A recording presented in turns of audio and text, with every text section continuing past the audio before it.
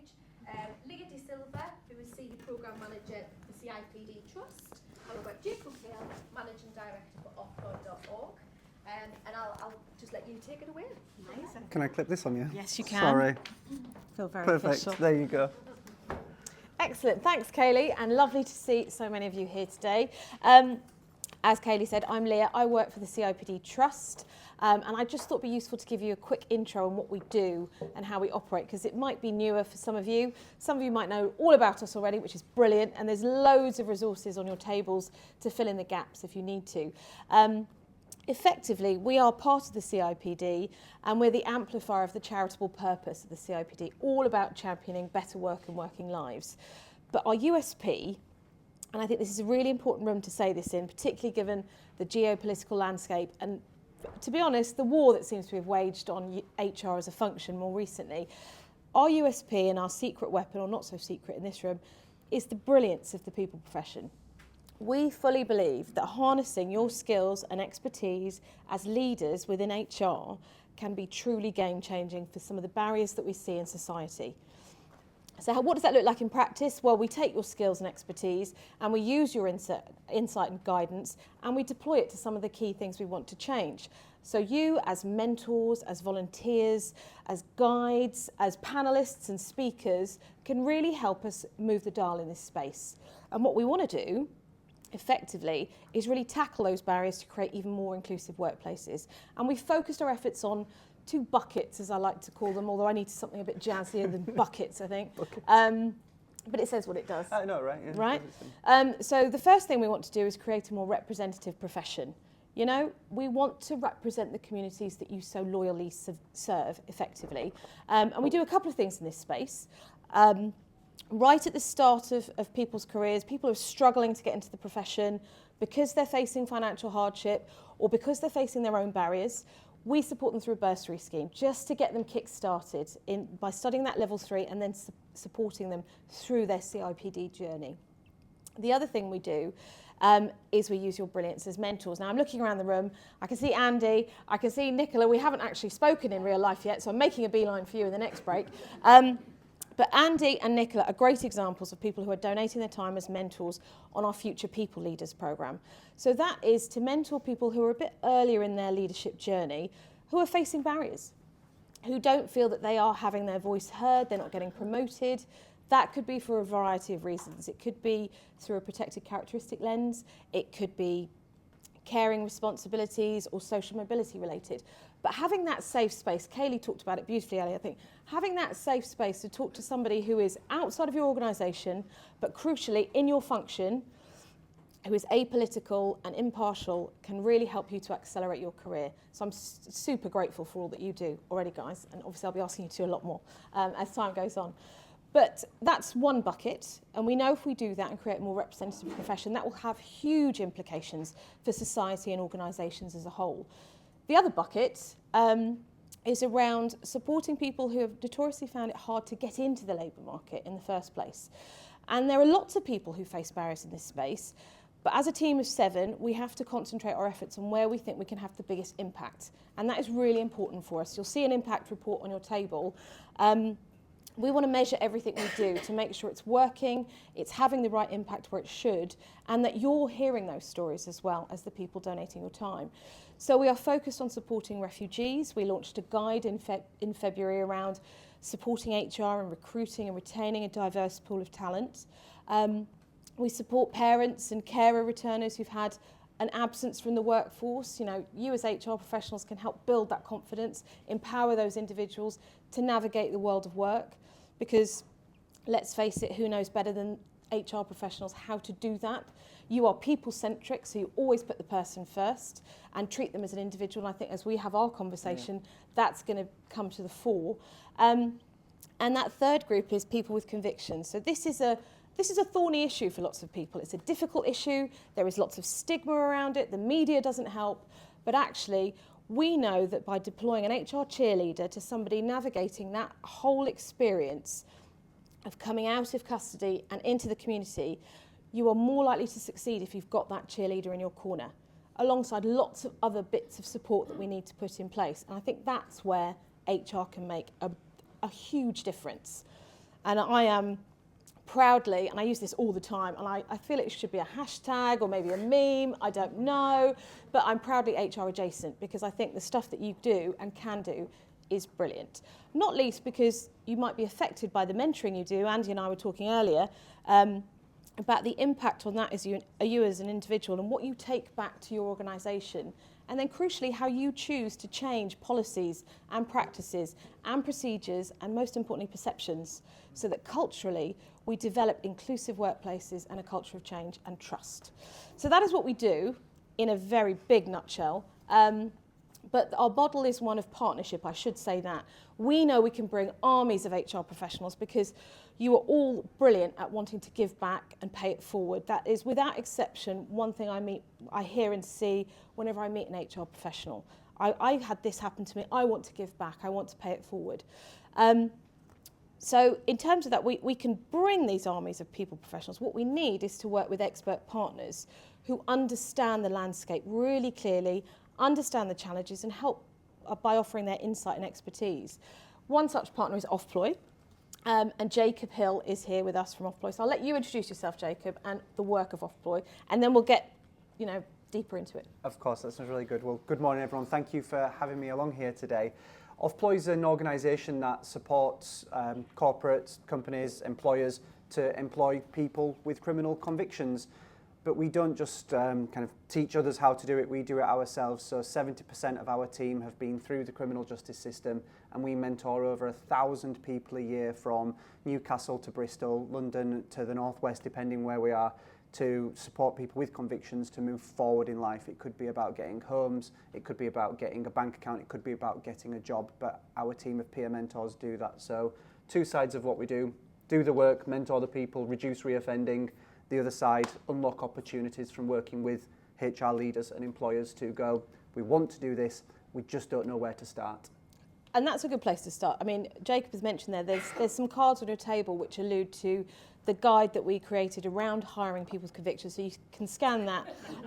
Lovely demonstration. Thank you. You can scan that and you can read it. And that was written by HR for HR. So we hope you find it useful and Jacob fed into that. But let's start at the very beginning. Okay. Because people want to support. Lots of the time I speak to HR professionals, they're like, look, you don't have to convince us, Leah. We're on board. We have to convince hiring managers. We have to take people with us. What can employers do at the very start of the journey if this feels too difficult or too hard? What should they be thinking of at the start? I think we've got to frame what a person with a conviction looks like and what do they look like? I mean, 1 in 4 adults of work, they don't look like you, that's all right. It's all right, Dad, you're all right, you're all right. Him, there you go. Brought Dad along today, I'm very, very glad you're here, thank you. People with convictions, they represent 1 in 4 adults of working age. 1 in 4 adults of working age. So there's a lot of you in this room, so if you could all start working out who on your table is the one with the conviction, and we can get them out very quickly. 12.6 million people in the UK. And I always thought, when I think about people with convictions, I always think prisoners. Yeah. I always think Shawshank Redemption, Prison Break, Orange is the New Black, all of these. Of those sentenced every year, only 8% of people go to prison. 8%.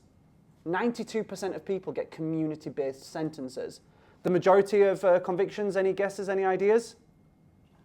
Speeding points. Has anyone got any speeding points? Criminals, there you go. There's your 1 in 4. This part of the room here, this part of the room. Speeding points stay on your criminal record for 5 years. It's one of the most disproportionately punished offences in terms of the amount of time that is on your criminal record. 5 years. So if you've had speeding points in the last 5 years, you are an ex-offender. You are a person with a criminal conviction. And then you start to ask yourself, well, I'd probably give these people a chance in the room. I'd probably employ them in my organisation. So when we have blanket bans as organisations and policies, no ex-offenders, no unspent convictions, we're really shooting ourselves in the foot in a talent short market. So the employers, where do you get started? Back to that, the question, let's define what a person with a conviction is. And rather than trying to do that and say, of 12.6 million people, some look like this, some look like that, let's interview humans who come through to us and take them as they are, talk to them and see what they're about. Not just their conviction, but the life around that conviction. And then if you're still unsure where to start, can I plug so early? You can go for it. Well, I mean, you have sort of now. So I know, right? I think carry on. We've put together a quiz for HR leaders to answer a few yes/no questions, and it helps you understand of the 7 areas we support employers on, where you're at with policies, risk assessments, advertising your vacancies, employing people, measuring your social value. I don't have any cards or links or QR codes today, even though by now I hope you have scanned the CIPD Trust's guide and got yourself signed up. But I would love for everyone in this room to just give that quiz a go. So if you could really help me out, I would love it if you'd be happy with the post-it notes that are on your table whilst Leah and I are talking. If you could pop your email. It is on the, yeah, of course, test it with the interjections. On your tables is a QR code, and that's where all the resources for this event are going to be. Amazing. Which one's that? It's on there, so the link to your, And it's on up for us, thank you very much. There you go, thank you very much. It's on there, so you can do that at your leisure. Amazing. Well, don't do it at your leisure. Scan it now and get yourself signed up. That would be amazing. Just so you're on board. Tess, I mean, come on, you've got... So where do you start? I'd say something like that, or something with at least speaking to people with convictions, getting them into your organisation, getting a real person with lived experience up on a stage talking to you, which we might be able to go into a bit now if you like. Absolutely. I mean, do you want to share your individual experience? Because that would be really powerful. I'm really happy to. I was, so before starting Offploy 8 years ago, my life was a little bit different. I was Yorkshire's Young Entrepreneur of the Year at 19 years old. Richard Branson gave me some money. Only 750 quid though, the tight gate. So tight. I know, absolutely tight gate. You can't even get a plane ticket with that. I know, exactly right. I got £300,000 investment, all for a camping business. Got an award of Prince Andrew, but we don't talk about that anymore. I had all sorts of bits when it came to this at 19 to 21 years old, all whilst at university. And I got into a horrendous amount of debt when no one bought my tents. I made a stupid choice to go to a music festival and to sell drugs, and I was arrested by undercover security wearing my company hoodie, the Lazy Camper hoodie. I had my ID in my pocket. My probation officer said, "You're the worst drug dealer I've ever seen." And they arrested me. They took me out of festival security. They were looking at my passport and they said, "You're not Jane Hill's son, are you?" And the security knew my mum because they'd worked with her for 30 years in the police. And then Dad got his home raided by colleagues because Dad was a retired drugs investigator. It's not funny. But in that moment, obviously, I flipped my family's world upside down, and yet my parents were the first people to pick me up from the cells after I was in there for 18 hours. Dad was the first one at the police station door, and that for me is the first mark of privilege. And then I get sentenced to 28 months. The first guy that's sitting next to me in the court, in the cell, was rattling and shaking because he'd just taken a big hit of smoking heroin. I didn't even know you could smoke heroin. And he took a massive hit because he knew he was going to be sentenced, so he just wanted to get as much as he can. So he was shaking away next to me. That then showed me the real impact of what drugs are and what can happen there. My cellmate was called Mr. Big, which you never want to hear as your cellmate's called. Not the kind from Sex and the City either, I'll tell you that. The fact I have those references suggests how well I might have done in prison, but getting in there, I mainly found not evil people, not nasty people. Yeah. I found desperate people. I found people who, yes, made bad choices. They were doing things they were taking from society. They were getting their punishment. But the prisons and our prisons are not going far enough to rehabilitate. When I was in prison, I really wanted to do something to use that privilege of parents that pick me up outside prisons, of the fact I knew employers, the fact I could get investment. And so I started Offploy to mentor people, to employ people like me, mentor people like me, and then ultimately get those people into jobs using my relationships and the life I had beforehand. But it all comes from that kind of having that strong foundation of support. And thank God Dad was there to do that and give me that. So I'm grateful now that we can use that story to speak to HR leaders to say, how can you be part of that journey to give those desperate people who do want that chance, that opportunity? And I think that's the key, isn't it? It's not good people and bad people. No. We are just people who make choices every day.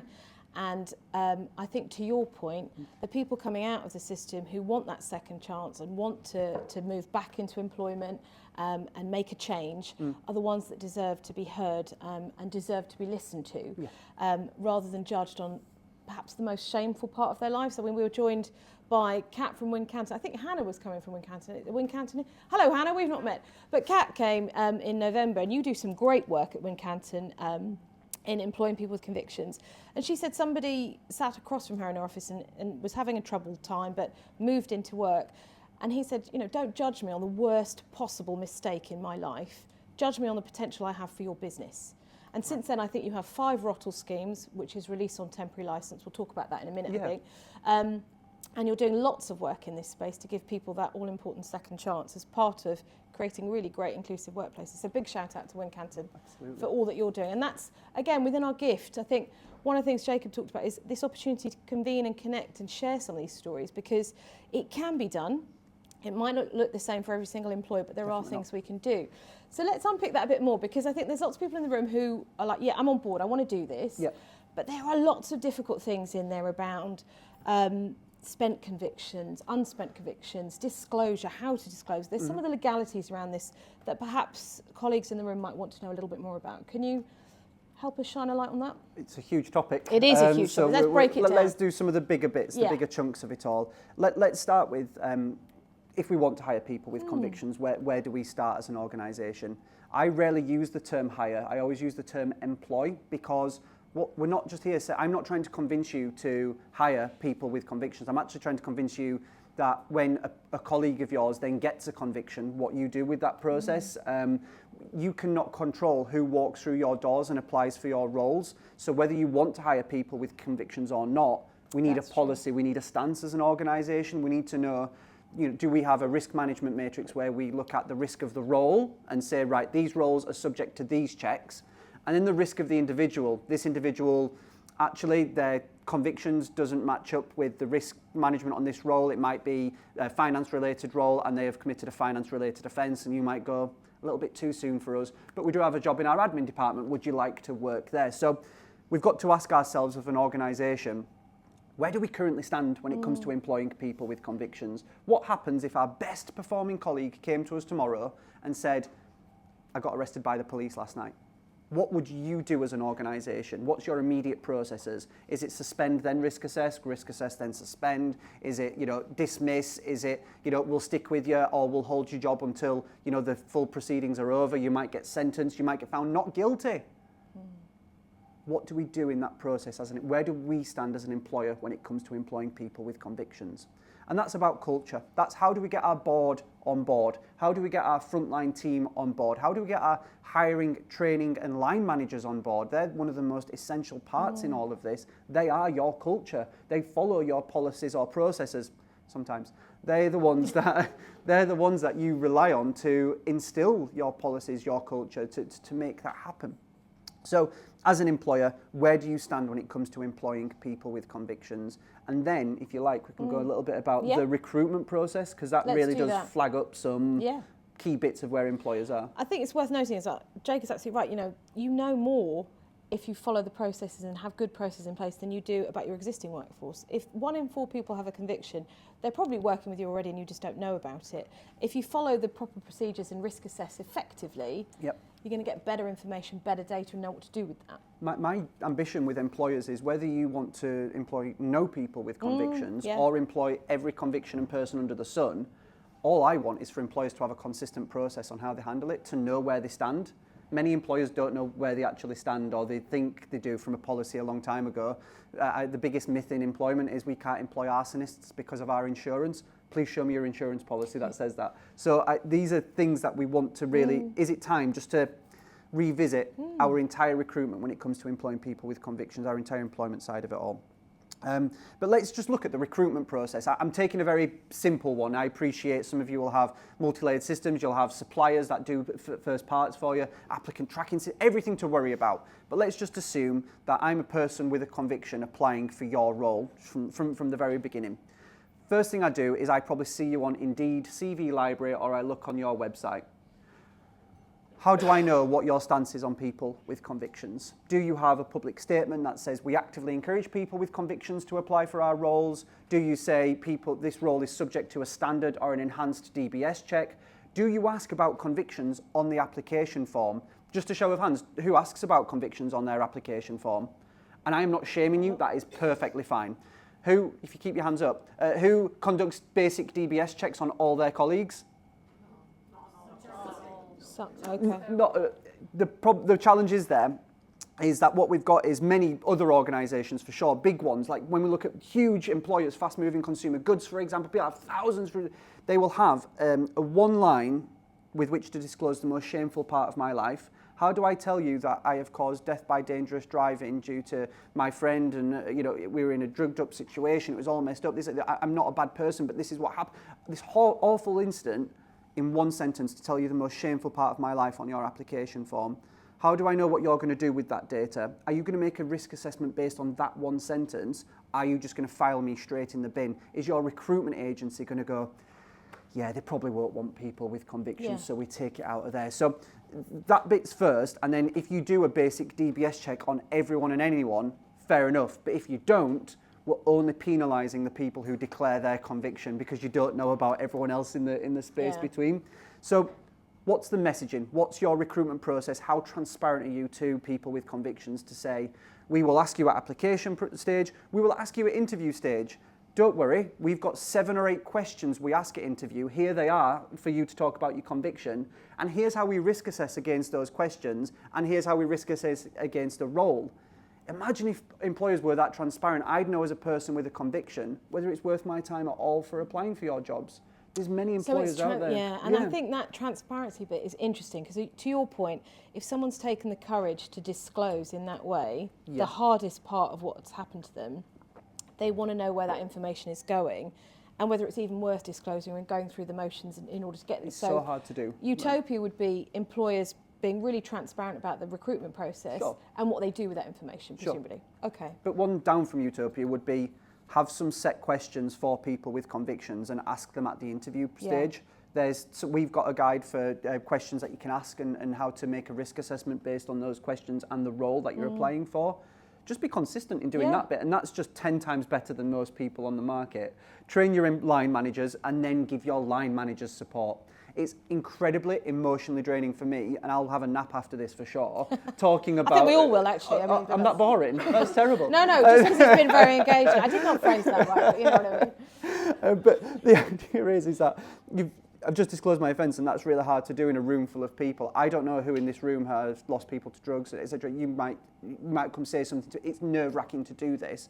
Oh, poor me, but think about someone with a conviction who's disclosing to you as an employer, and you are the gap between them and the mortgage or the paying for their kids or proving to social that they can get an apartment so they can have the kids back in their life. It's so daunting for them. But then also let's think about your line managers and your hiring managers. They might have to listen to some really shocking stuff, and you don't decide who comes through that door and who doesn't.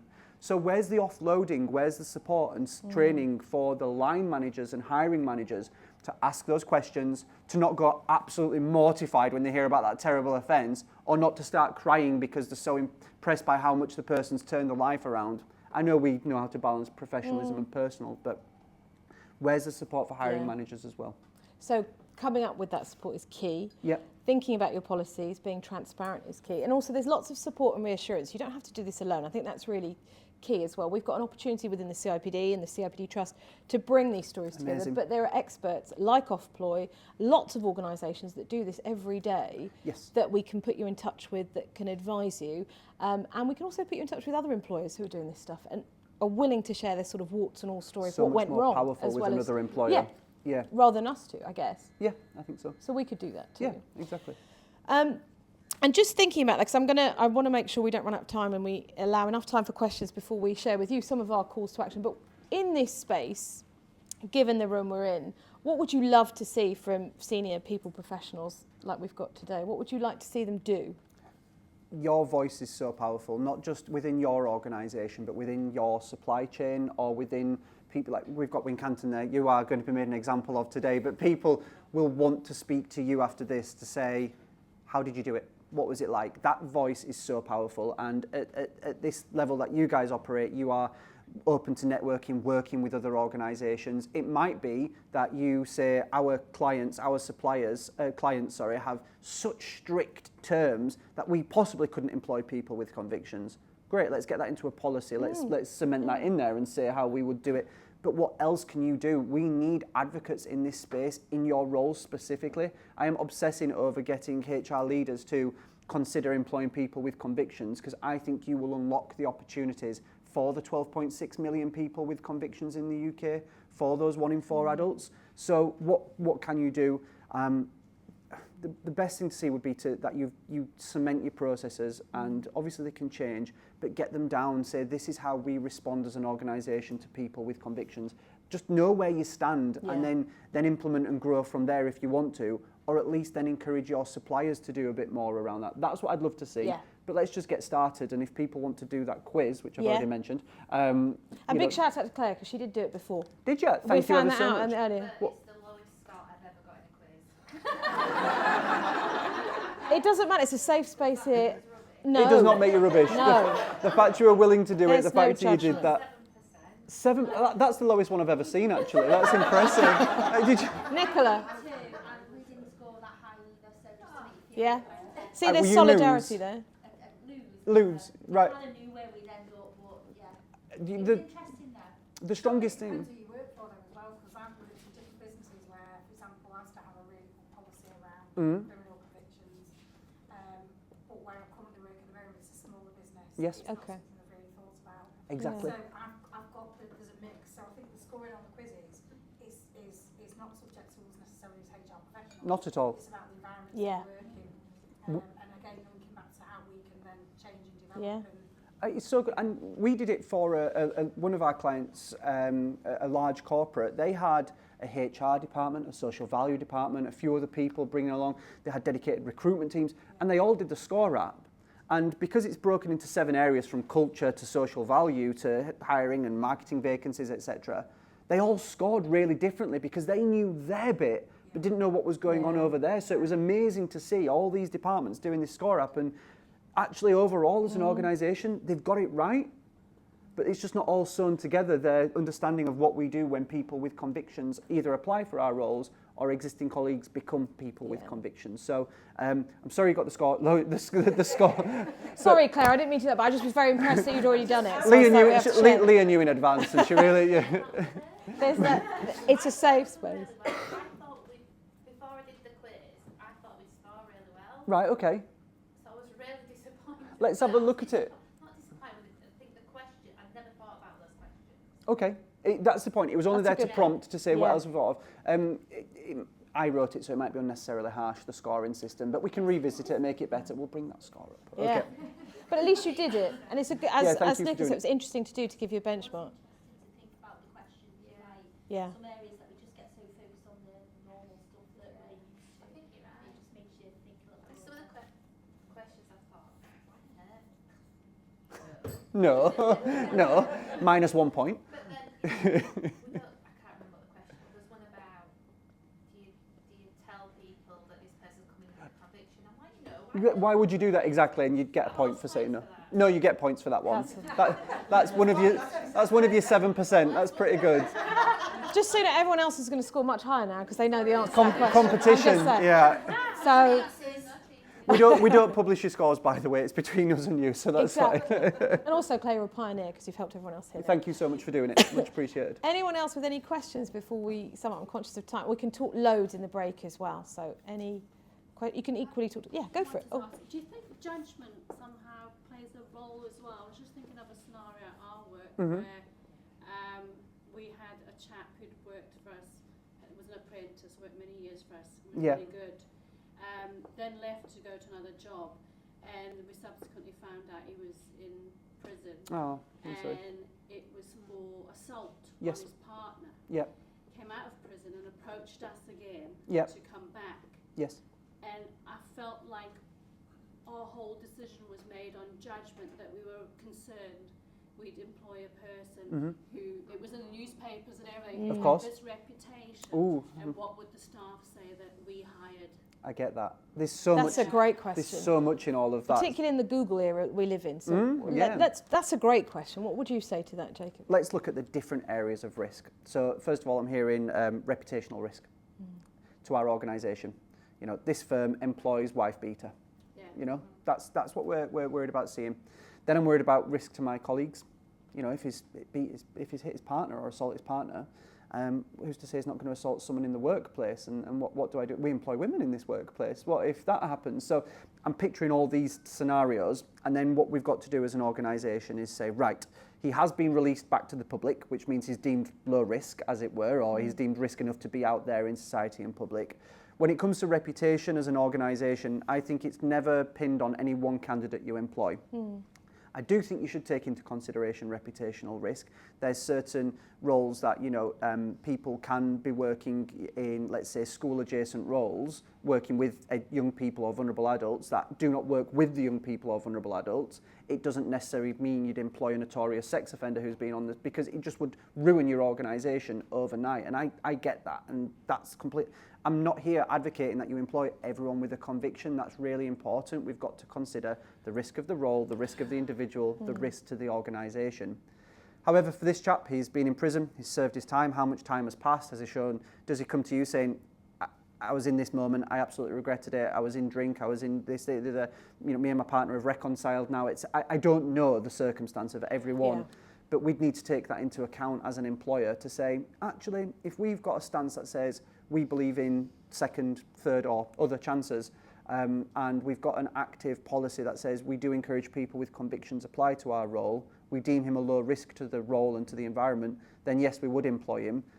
But that's where your reputational risk comes in, that if you've got those concerns, we'll never convince a board to go on, give it a chance. If they're saying we're concerned with reputation for this person, it might be that there's not an opportunity there for them right now. But you then might say as an employer, okay, we're making a decision to reject based on an unspent conviction.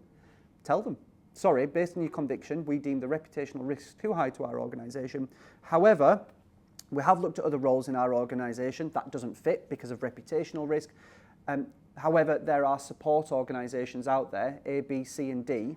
There are these employers and employment pathways that open those opportunities. How do you increase the value of the candidate process so that even if you are going to reject them, you can say, actually, Greggs, Pret a Manger, Green King, other bigger employers, Virgin, Timson, have dedicated programs to people with convictions, and those with violent or assault-related offences are not excluded from them. So it's information as well, and being transparent. Again, Reject, in that process but give of more. Yeah, absolutely. Are we all right for time? Hi, Tess. You can ask a question. I'm just interested around terminology because Okay. we say ex-offender Yep, quite a lot, which I wonder when do you become not an ex-offender? sure. And then what do you say someone with conviction? Yep. But when do we then become someone who doesn't have conviction? Okay, that's Not referring to them as that, because as far as I see it, once you've left prison, yes, you may come out on licence and you might get those things, but you've spent your time, you've done what the law has said or the courts have said you should have done. So when do we stop referring to those people as a criminal? sure. There's two parts to that question. So one is the use of the term ex-offender or offender specifically. I use it when I'm talking to new people to the space. There's 900 Google searches a month for ex-offender employment. So I'm using that because it's the word that you first associate with this field, with employing people like me, ex-offenders. People like these lot over here with all the driving convictions as well. It's not a good term to use, and I would never call an individual an ex-offender to their face. I would be mortified to say, oh, you're an ex-offender. I mean, I'm okay with it because I do it for this reason, but you'll see online, and you'll see the Employers Forum for Reducing Reoffending, which CIPD are a part of, they have stopped using the term ex-offender in their recruitment pathways. People with convictions is fine. I use ex-offender in our marketing because can you try writing people with convictions over and over and over again in a press release? It gets a bit old, a bit dry. So I use it interchangeably. But if I was to look at my policies as an organisation, I might be looking at my justice inclusion policy. I might be looking at my policy for the employment of people with convictions.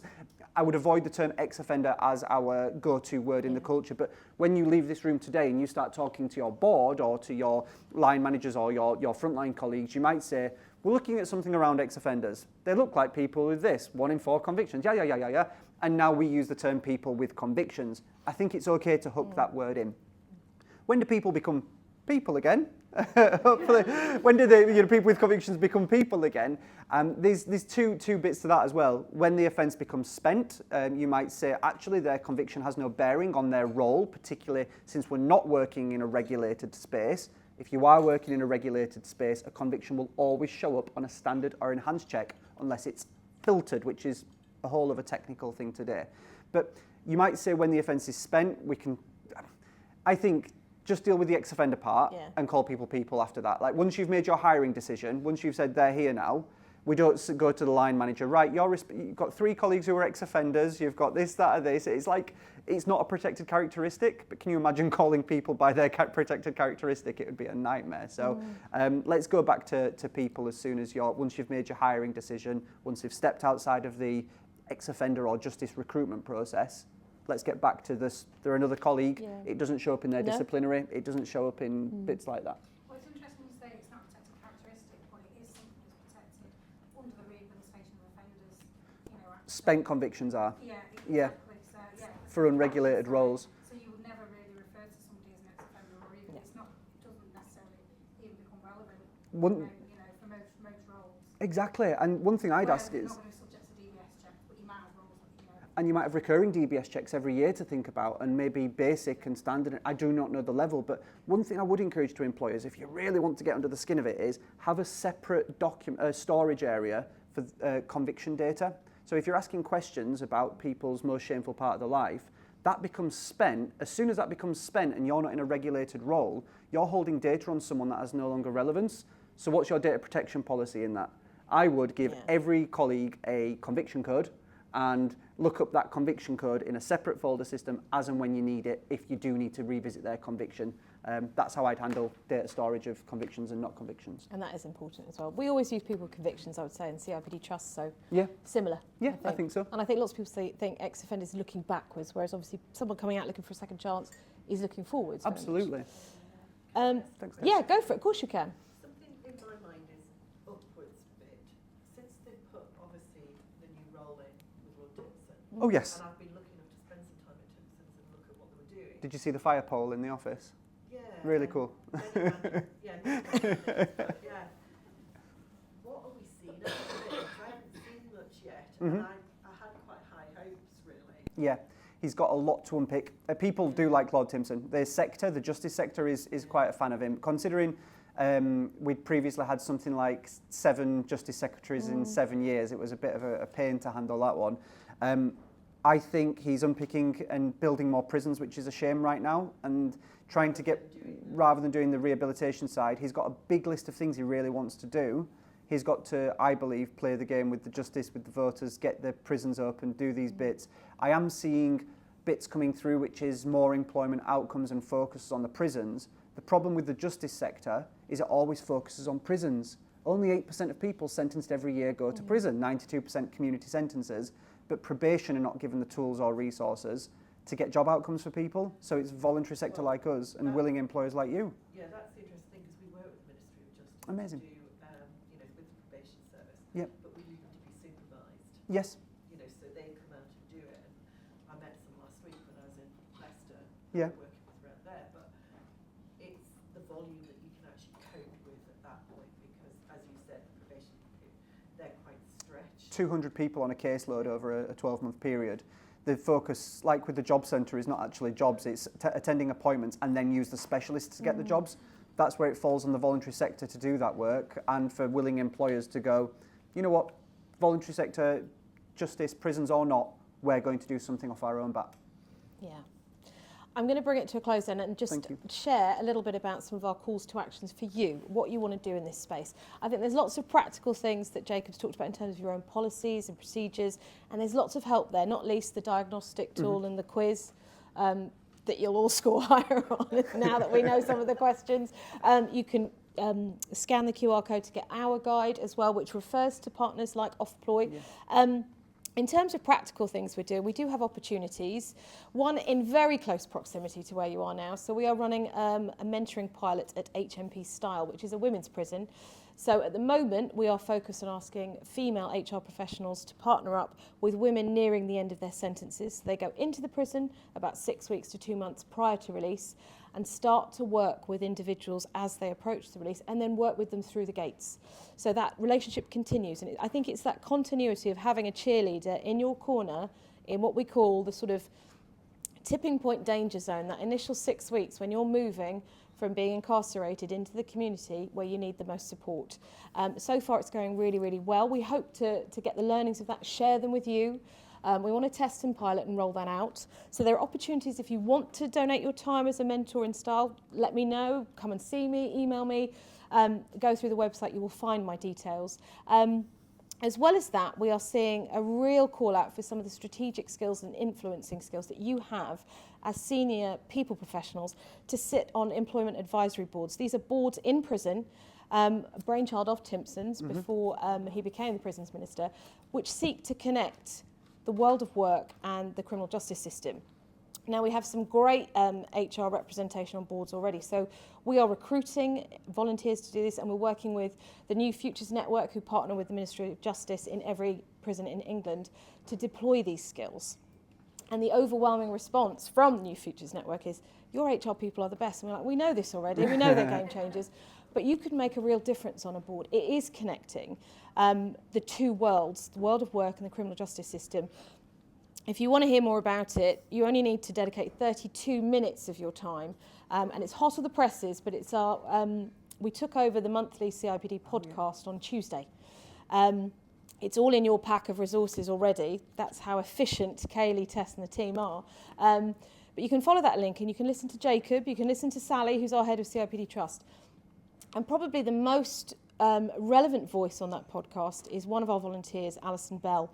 She is one of our number one volunteers because she volunteers on every single programme we've got going, which is brilliant. But she's an HRD who is volunteering her time in a prison board at HMP Mount. Her background is one in rail and logistics. She's bringing together lots of rail companies from her organisation. So this is, to your point, Jacob, as well, not just her own employer. You know, if your employer is struggling to get on board with this, you might have a network of other employers that you can bring to this space. And Alison is doing that. So do give it a listen. Again, she can say in 32 minutes what would take me hours to explain, but she's brilliant. So if it's something you're interested in, have a listen of that. Get in touch with us because we're really interested in your skills. And also come back and tell us if you are making changes to your policies and practices and doing some great stuff in this space or more broadly in inclusive recruitment. Claire was telling me about some fabulous things that she's doing. I love that you've moved from a skills approach in recruitment to value. So it's humble, hungry and smart. Though that's what they recruit on. I think that is brilliantly inclusive. If you're doing stuff like that, tell us, because the CIPD Trust can amplify what you're doing, showcase it to other employers so you feel good, but also it makes other employers want to do the same thing. And I think that's probably a good time to bring it to close. But listen, thank you for all you do. Thank you for listening. And this is where the brilliance of the HR profession can make a huge change. Sorry, Leah, can I just say, I've actually been into style, so if anyone's got any questions about it, because I know it can be a little daunting thinking about going into prison. Good point. I'm happy to answer any questions if you're thinking about it. Brilliant. Thank you. Is that on time? Everybody. Amazing. Thank you very much. Thank you. Thank you. Well done. Thank you. Oh, do you want- Thank you. See, I need time to think. Yep. Thank